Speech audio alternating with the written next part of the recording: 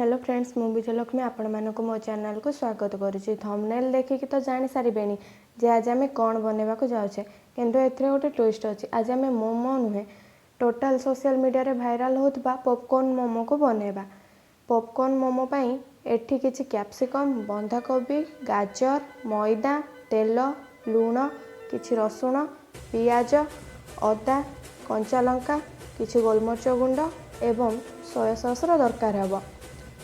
आपण चाहिए वेजिटेबल्स आपण मन मुताबक नहीं पारिबे। प्रथमे डो पाई 250 ग्राम मैदारे अल्प किछि लूण एवं अल्प अल्प करी पानी दे रोटी पाई जेतिकी सॉफ्ट रे डो बनाती सेमिति ताको भल भाबे चकटी नबा। देखंतु डो एबे रेडी हो गला। सेतिरे अल्प परिमाण रो तेल नहीं डो को आउ 2 मिनिट चकटी नबा। एबे डो को 30 मिनिट साइड रे रखी नबा। एबे मोमो पाई फिलिंग्स बनेबा।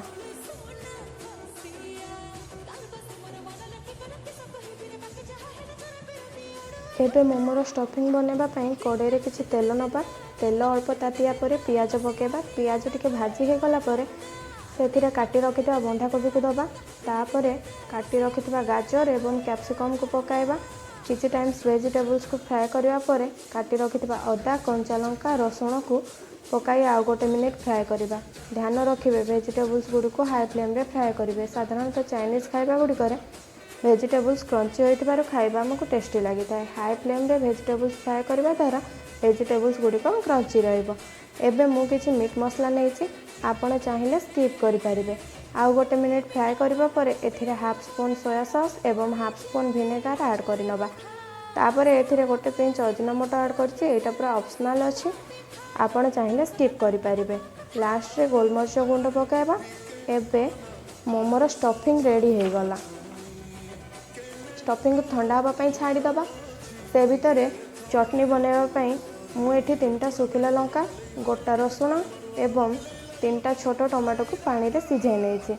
एबे टमाटो गुड़िक सिझी गलानी, ताकू ठंडा हाँपाई छाड़ीदबा।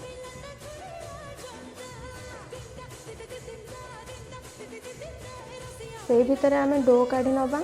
डो को आउ 2 मिनिट चकटी नबा। डो रु छोट छोट बॉल बनेबा एवं से बॉल गोटे रोटी बेली नबा। रोटीर साइज बेसी मोटा कि बेसी सरू रखिबेनी।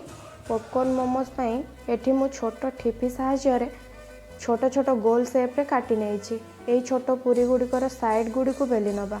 मझी को टिके मोटा रखिबा कारण एथिरे स्टफिंग रहइबा। एबे सेथिरे स्टफिंग देई ताकू वीडियो रे देखाइथिया परी फोल्ड करि नियंतु। मु एबे मोमो गुड़ी को फोल्ड करि नेछि। एबे गोटे कड़ाई रे किछि पानी गरम करि नियंतु। से भितरे एपरी स्ट्रेनर रे टिके ऑयल ग्रीस करि नियंतु। पानी भलरे फुटिबा परे फोल्ड करि रखिथिबा पॉपकॉर्न मोमो गुडी को दे दियंतु। किछि समय ढांकी दियंतु।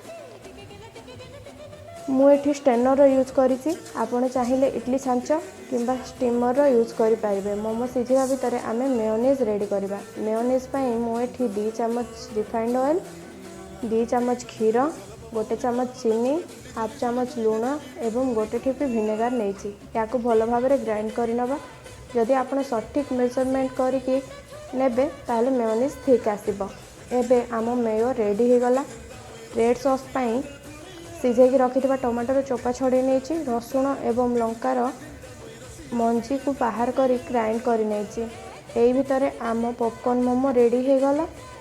एबे गरम गरम गार्निश करी सर्व कर नियंतु एवं एई पॉपकॉर्न मोमो को एंजॉय करंतु। जदि वीडियोटी भल लगी ताहले लाइक, शेयर एवं चैनल को सब्सक्राइब करने को जमारू भी भूलिबेनी।